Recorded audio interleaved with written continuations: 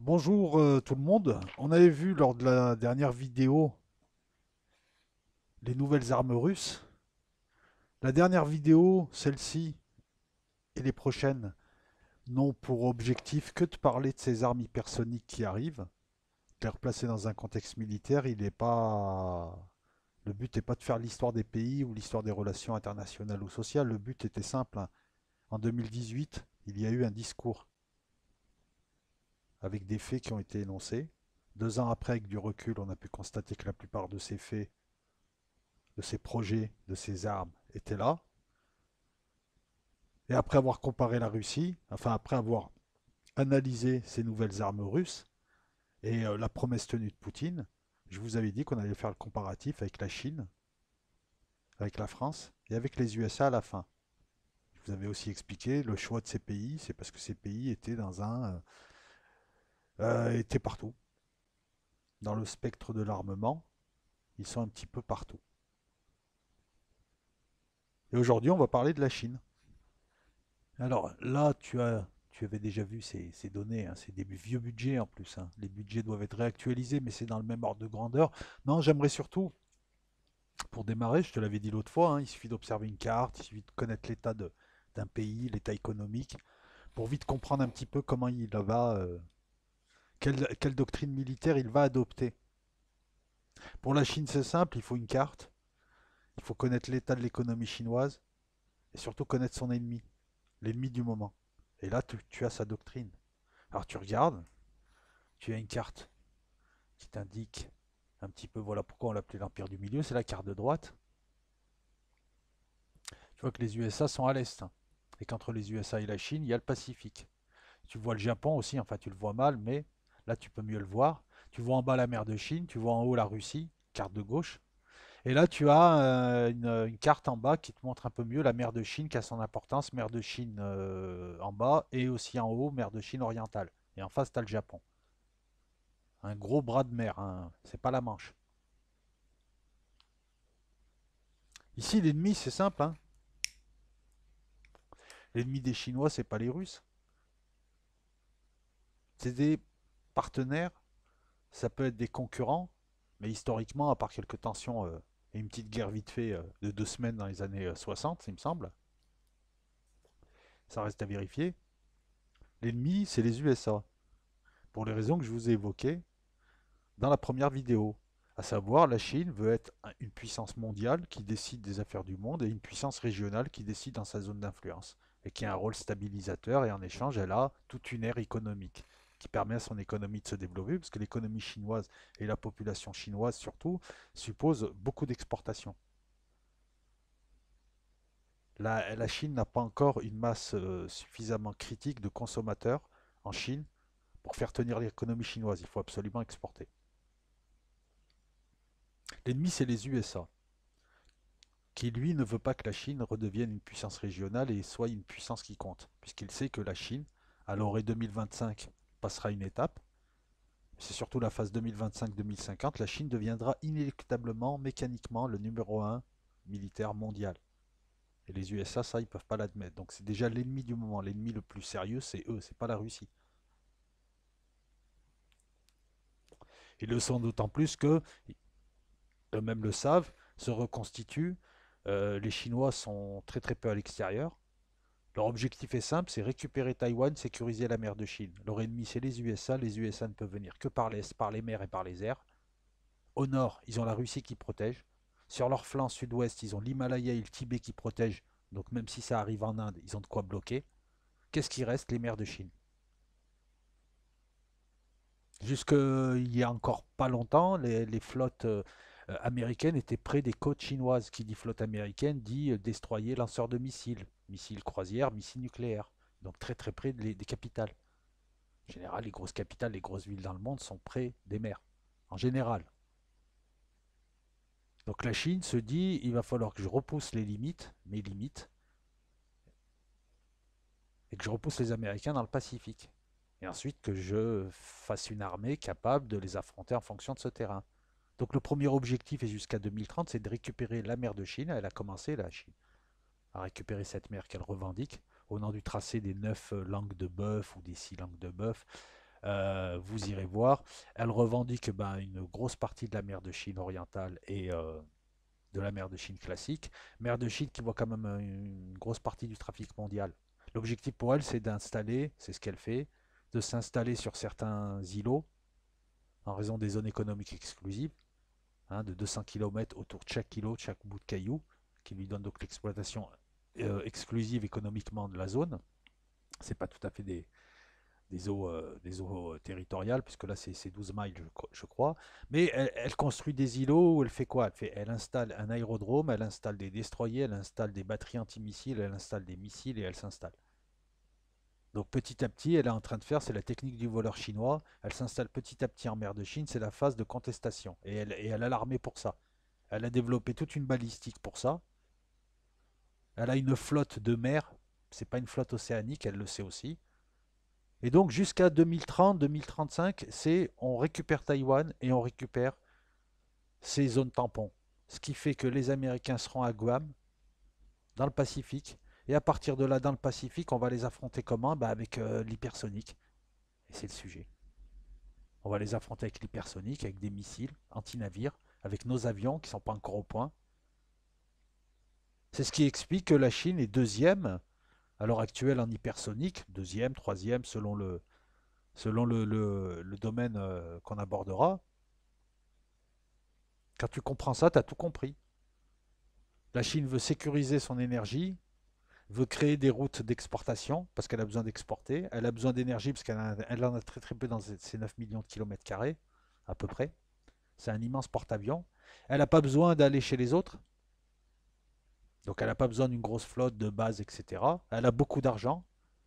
Mais contrairement, alors elle a les mêmes préoccupations et donc elle aide, c'est un allié objectif des Russes. Elle a les mêmes préoccupations, mais elle n'a pas les mêmes dispositions. Parce que contrairement aux Russes, il y a 1,6 milliard de Chinois. C'est une base énorme, pyramidalement parlant. Et c'est une base dans laquelle tu vas trouver beaucoup de gens, un fort QI, des gens très éduqués, des gens disciplinés, des gens intelligents et des gens qui partagent un idéal patriotique. C'est ces gens qui vont donner les scientifiques, c'est ces gens qui vont donner les militaires, c'est ces gens qui vont donner les techniciens, les ingénieurs, tout ce qui fait évoluer le pays. Ça, plus des réserves d'or, plus pas de dette, plus une industrie militaire au service du pays. La Chine, en fait, c'est la fusion entre le socialisme pragmatique et le capitalisme. Elle a les reins solides. Elle a une grosse industrie. Elle peut te monter un hôpital en 3 semaines. Elle peut te construire des milliers d'avions en un mois. La Russie ne peut pas le faire. La Chine a besoin d'exporter, mais contrairement à la Russie, c'est pour faire tourner son économie, certes, pour les capitaux qu'elle obtient en exportant du matériel militaire lui permettent de poursuivre ses recherches. Mais elle n'est pas tributaire de ça. La Chine peut développer tout un tas de projets sans avoir besoin d'exporter. Elle n'a pas de problème d'argent. Elle a d'énormes réserves d'or sur lesquelles peuvent s'appuyer sa monnaie. Il est là le truc. Même ennemi, mais la Chine peut facilement faire ça. Et elle a pris de l'avance parce que la plupart de ses armes ont été développées dans les années entre 2000 et 2010.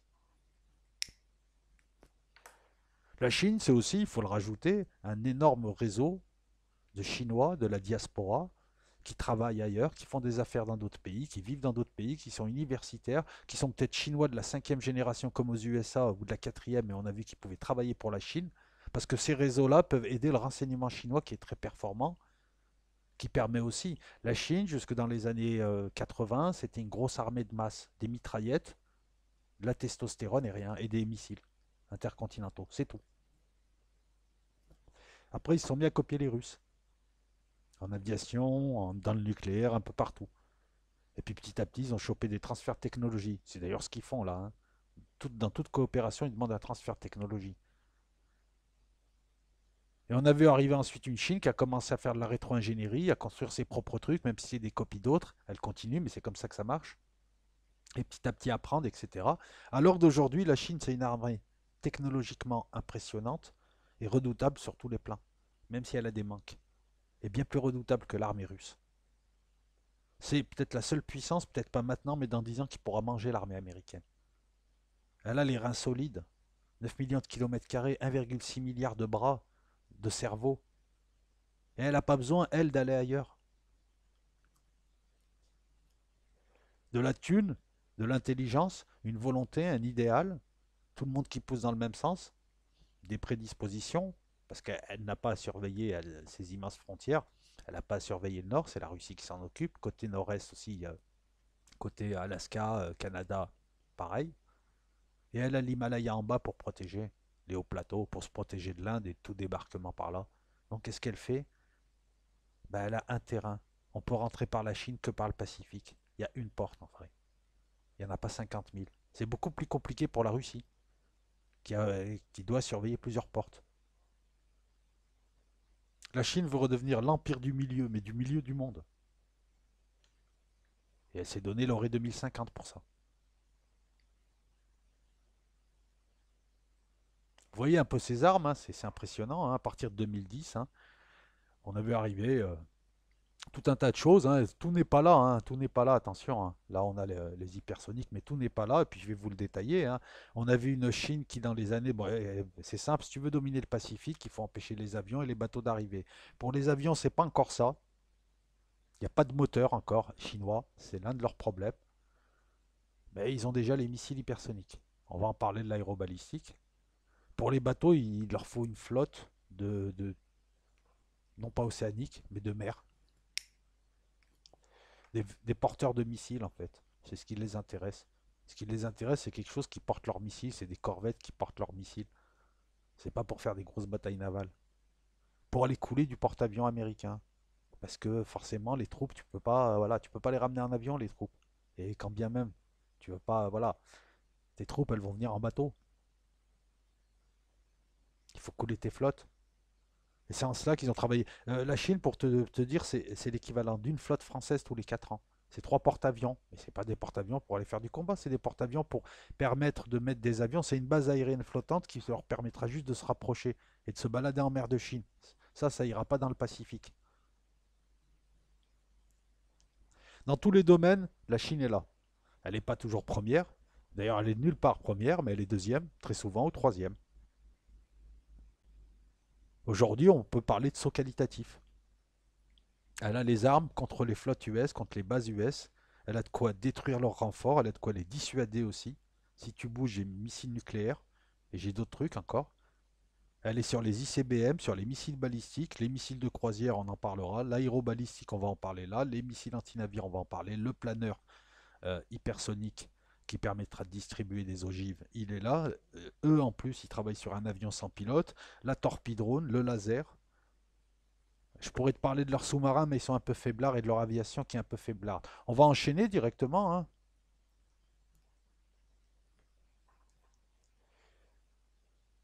Les Russes avaient le Kinjal. Les Chinois, à partir du DF-21D, qui est un missile hypersonique.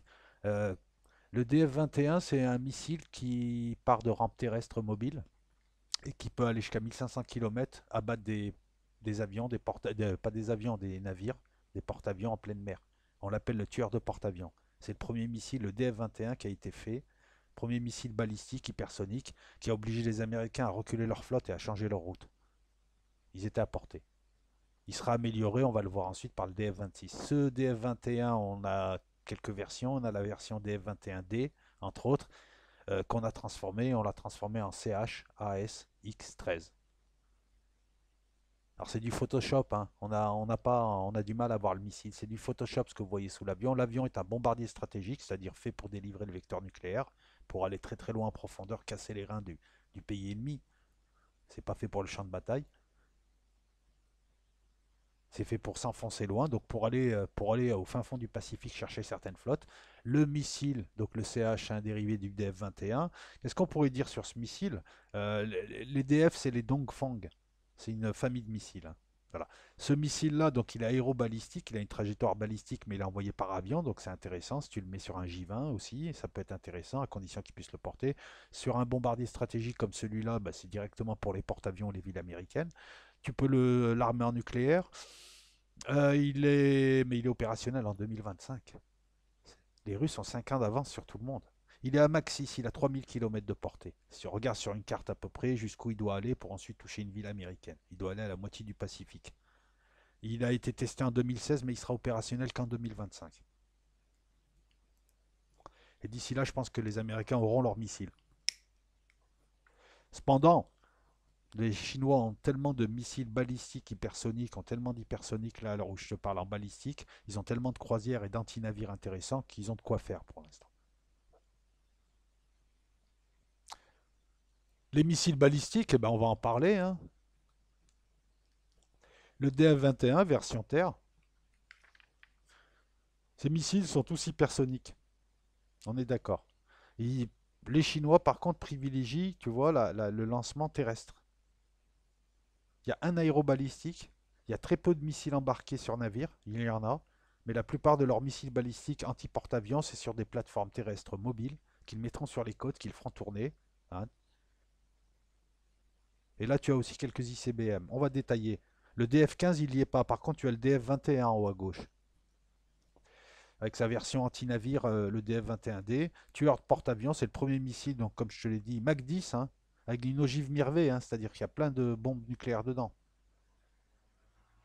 À partir de 2010, les USA avaient estimé que la Chine avait une capacité nucléaire. Hypersonique, pardon. Le nucléaire, ça fait bien longtemps qu'ils l'ont. Le DF-26, c'est une amélioration du DF-21, mais au lieu d'aller à 1500 km, il va à 4000 km. Il est anti-navire aussi. C'est un MRBA. Il y a les ICBM, IRBM, et ça, c'est un MRBA. Non, je crois que c'est un MRBM plutôt, oui. Moyenne portée. Mais silo, plateforme mobile. Là, les Russes, eux, ils ont mis du zircon hypersonique anti-navire sur bateau. C'est beaucoup plus intéressant. Les Chinois, en matière de bateau, ils ont surtout du croisière anti-navire supersonique. En dessous, l'hypersonique démarre à Mach 5. Qu'est-ce que tu peux voir aussi? Le DF-41. Ah, ça, c'est du gros, c'est de l'ICBM, le DF-41. Mach 25, 15 000 km de portée. Il est en service. C'est leur arme fatale. Tu as le DF-31 en dessous, hein. Le DF-41, c'est une amélioration. Le DF-31 à côté, qui était à Mach 7, qui allait à 11 000 km, à peu près 11 200. Voilà. Le DF-26, lui, c'est du 3-4 000 km, je te l'ai dit. Voilà. Ça, c'est le balistique un peu chinois, hypersonique. Mais la seule faiblesse par rapport aux Russes, donc, c'est qu'il n'y a pas d'embarqué navire. Par contre, on a du plus classique, hein. On a du plus classique et beaucoup d'embarqués. Alors, je t'en montre quelques-uns seulement. Le DF-100, le DF-10 qui est terrestre mais qui a une version embarquée. Le C-800, le C-805. Alors, le C-805, tu peux le mettre aussi sur avion, il me semble. Ça, c'est du croisière. Et croisière, par définition, c'est supersonique. C'est en dessous de Mach 5. Par exemple, qu'est-ce que je pourrais te dire? Euh, on va chercher un petit peu. Le DF-10, il va à 4000 km, c'est un croisière. C'est un sol-sol, c'est un surface-surface. Le C-802 ou le YJ-12, c'est un anti-navire supersonique à Mach 4. Tu vois, il part d'un bateau. Mais il est supersonique. Et là, les Russes avaient le Zircon. Supersonique, c'est les défenses antiaériennes, les défenses anti-navires, enfin les défenses des navires et des flottes adverses peuvent l'arrêter. Mais bon, les Chinois jouent aussi sur la saturation. Ils ont tout un tas de missiles comme ça, hein. Qu'est-ce qu'il y a encore? De toute façon, quelqu'un DF-21, je veux dire, le bateau, il a du mal, hein. Il a du mal, hein. Mach 10, il a du mal à l'arrêter, hein. On poursuit? Bah, on va poursuivre. Les croisières, c'est fait. Drone torpille chinois. Le nouveau vecteur, ils l'ont, eux aussi. Des vecteurs pour porter le nucléaire, il n'y en a pas 40, hein. Je crois que ceux qui ont le plus, c'est les Russes. Ils ont un train mobile nucléaire. Ils ont des avions pour porter le nucléaire. Ils ont des bateaux, des sous-marins, des silos. Qu'est-ce qu'il y a encore? Et ils ont la torpille-drone. Ils ont 6 vecteurs nucléaires. En France, il y a 2 vecteurs. Il y a 4 sous-marins lanceurs d'engins. Et tu as une flotte aérienne pour balancer du ASMP-1. Là, le drone chinois démontre qu'ils ont aussi des compétences, qu'ils doivent aussi gérer leur magnéto-hydrodynamique et toutes les technologies afférentes. Et donc l'avantage, voilà, c'est d'avoir une base pour pouvoir faire évoluer ensuite soit des petits sous-marins, soit des torpilles. soit s'en servir comme veulent s'en servir les Russes, c'est-à-dire tu le caches quelque part. Tu imagines ça en mer de Chine, tu en as une vingtaine. Ils sont là dans les hauts fonds, ils dorment. Ils ont un réacteur nucléaire, ils bougent pas. Ces trucs. Et puis d'un coup, celui-là c'est le HSU-001. Voilà, longue portée. Voilà. Et d'un coup, il y a une flotte qui passe, ils remontent, le temps qu'ils soient détectés, ils explosent leur charge nucléaire, il n'y a plus de flotte. C'est fini le porte-avions, tout ça. Et t'imagines, tu sais que tu en as 20 ou 50 dans le Pacifique et que tu peux pas les détecter. Parce que tu peux pas fouiller tout le Pacifique, c'est énorme le Pacifique, tu peux pas fouiller tous les hauts fonds du Pacifique. C'est là où ils vont les cacher. Mais qu'à un moment donné, ils vont calculer, tiens, telle flotte, elle arrive par là, ils la voient, hop, hop, hop, et à un moment donné, ils le font remonter, le truc. Je veux dire, même si la flotte commence à voir qu'il y a un truc qui remonte, ils n'ont pas le temps de s'éloigner. Une charge nucléaire pètera. Tu vois en quoi ces torpilles-drones, c'est pas des gadgets. Je te parle même pas de les mettre devant des villes américaines comme San Francisco, comme Los Angeles, hein, ou près de la faille de San Andreas, qui provoquerait un truc de fou. Les Chinois sont sur le coup. Drones torpilles sont là. Impressionnant. En matière de drones, écoute, c'est simple. Des drones, ils en ont 8 milliards. Les Chinois ont développé, ils sont numéro 2 en drone, ou numéro 3, mais ils ont développé plusieurs gammes de drones. Des drones peut-être qui ne tournent pas super et qui vendent à plein de pays, à des petits pays, à des petites armées. De temps en temps, il y a des incidents, mais ça leur permet de faire rentrer du cash. Et ils ont des drones pour tout, eux. Très perfectionné. Tu vois, voilà, tu as du drone suicide, tu as le VZ8 qui est un supersonique, qui sera un UCAV, c'est-à-dire un drone de combat. Tu as des drones d'attaque et de reconnaissance, tu as des drones brouilleurs, tu as des... Voilà, là, ce que tu peux voir sur la gauche, c'est sur une piste d'atterrissage pris en hauteur, sûrement une photo satellite, tout un tas de drones mâles et HAL. Qu'est-ce qu'ils ont, les Chinois? Alors attends, je vais te dire ce qu'ils ont. En très très haute technologie, ils ont ça. Le Lijiang en bas. Drone de combat qui ressemble aux neurones, qui ressemble à l'aile volante. Ils ont le Winlong en mâle, à l'heure actuelle, qui peut être combat ou reconnaissance. Le Sword Dragon, qui sera un HAL, haute altitude, et qui pourra faire les deux aussi. Alors je regarde, je préfère vérifier pour pas te dire de bêtises pour ce qui est des drones. Et en dessous, là, il me semble que c'est le Storm Shadow, le Sharp Shadow. J'arrive pas à lire. C'est où le Star Shadow ou le Sharp Sword, qui sont des UCAV. C'est des projets développés, mais ils sont là. Ils en ont pas qu'un. Le WZ8, c'est un projet secret, hein. Voilà, le WZ8, c'est un projet secret. Je te le remets, il est en haut à gauche. Enfin, plus si secret que ça, mais ça l'était, mais on a du mal à avoir des informations. Sinon, des drones, t'en as plein. T'as le CH805, le CH3A, là. Le Winlong en haut, à droite, reconnaissance et attaque, 4000 km d'autonomie, à 5300 mètres, ça en fait un très très bon mâle pour l'instant, voilà. Et le HAL, c'est le Sword Dragon. 7000 km d'autonomie, 36 heures de vol, 18 mètres d'altitude, du 7 tonnes. Matière de laser, bah, ils sont là. Alors, comme pour les autres, ils ont un léger retard. Par rapport à la Russie et aux USA, les Chinois ont un léger retard parce qu'ils n'ont pas encore, apparemment, en tout cas, moi je ne vois pas de laser embarqué sur bateau chinois. Alors on ne parle pas des lasers anti-drones, ils en ont plein ça. Des lasers anti-drones, tiens, je vais t'en passer quelques-uns. Ça, c'est des lasers anti-drones. Mais moi je te parle pas de ça.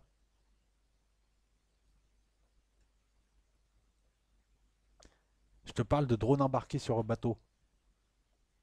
Non, non, je te dis pas de bêtises. De drones embarqués sur avion. Les projets américains et russes sont très avancés. Les projets chinois, on ne sait pas. Ils aimeraient avoir des armes drones légères, genre des mitraillettes. Non. On la recommence. Je parle de laser depuis tout à l'heure, excuse-moi. En matière de laser, ils sont en retard. Ils n'ont pas de laser embarqué sur avion, alors que les Américains et les Russes ont des projets très avancés. Mais ils aimeraient embarquer un laser sur un avion. Pour l'instant, ils ont pu embarquer sur des destroyers de type 0,52D, un laser. Et là, au début 2020, ils ont visé un avion de reconnaissance américain Poséidon. C'est un laser qui n'est pas visible à l'œil nu, mais les capteurs du Poséidon et les Américains s'en sont rendus compte. Le but de ces lasers-là, c'est de brouiller les capteurs, endommager les capteurs des satellites et des avions, pour l'instant. Ils sont comme tous les autres, ils n'ont pas assez de puissance, ils n'ont pas assez de maîtrise quant à la technologie du laser pour en faire le laser de la guerre des étoiles.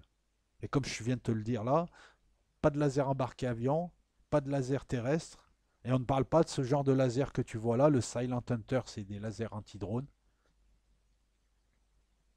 Donc ils sont en retard. en matière de laser. Ils ont un besoin de. On sent que, c'est comme pour les moteurs, on sent qu'il leur manque quelques savoir-faire. Par contre, là où ils sont bien en tête, hein, je pense même mieux que les Russes. Alors, je peux t'en proposer qu'un, mais tu en as plusieurs de projets. Les avions sans pilote. Alors là, tu vois la fusée qui va emmener le truc.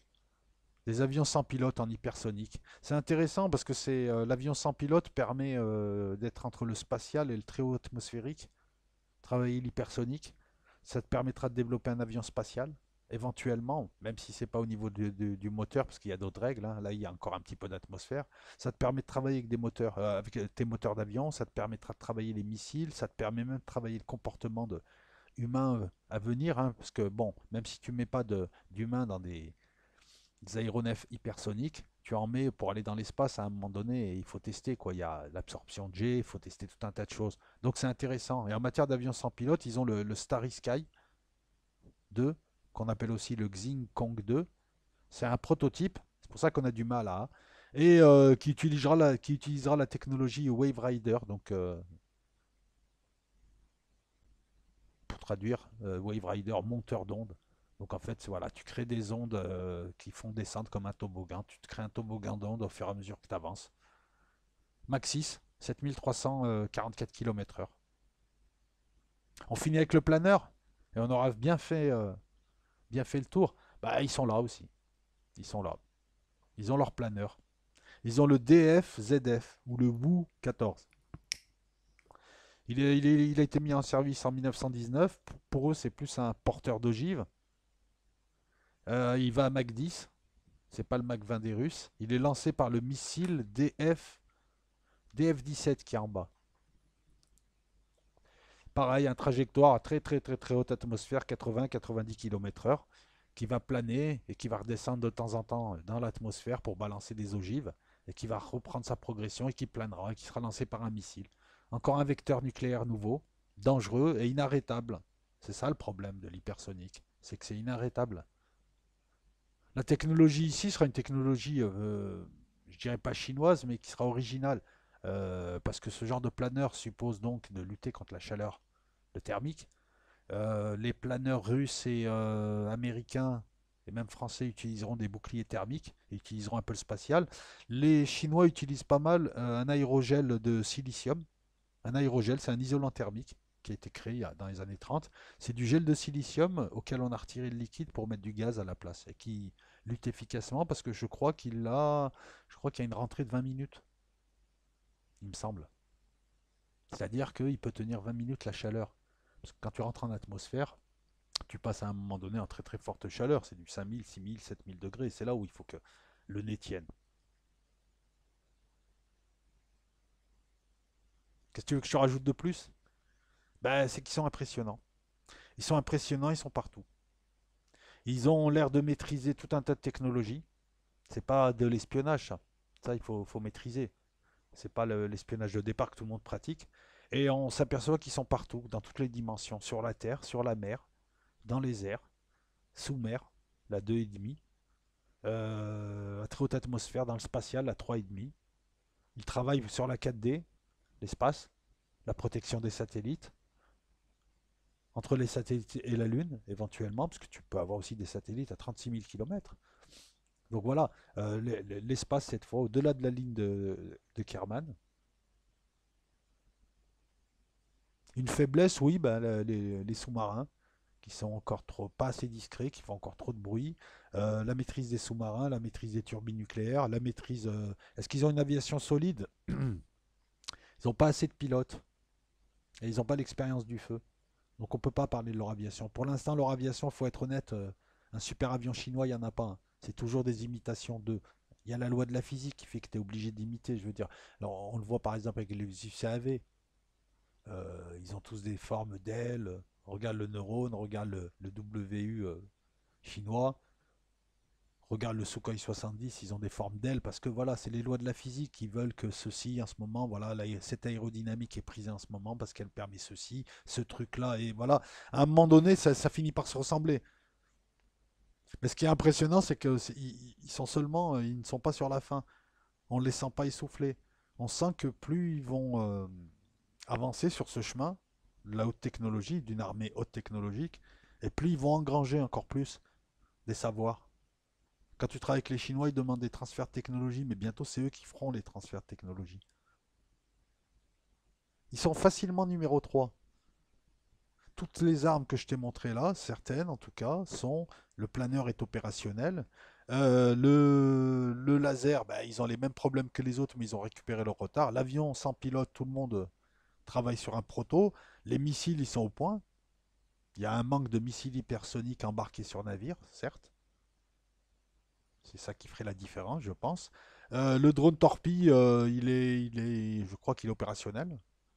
La plupart de leurs drones, en tout cas, ils ont de quoi faire en MAL et en UCAV pour l'instant. Ils peuvent se permettre encore de faire de l'attaque au sol avec leurs drones. Leurs drones HAL, bon ben voilà, ils se développent. Donc ils sont là, les Chinois, ils sont là, c'est impressionnant. Pour moi, c'est la deuxième armée du monde, devant la Russie. Parce que c'est impressionnant. Ils peuvent mobiliser 5 ou 10 millions d'hommes d'un coup. Là où la Russie n'en mobiliserait que 2. Là où nous, on en mobiliserait 50 000. Ils ont un réservoir d'hommes, mais là, d'hommes intelligents avec des armes intelligentes. C'est pas la guerre de Corée, où ils ont perdu 500 000 Chinois pour repousser les Américains. Certes, ils ont battu l'armée américaine, mais au prix d'énormes pertes. Pendant la guerre de Corée, lorsque les Américains se rapprochaient du fleuve Yalu, qui est la frontière entre la Corée et la Chine. Voilà, on va faire court, on va la faire tranquille. Donc cette vidéo-là, c'est la deuxième. On parlera de la France en troisième. France plus USA ou France et USA.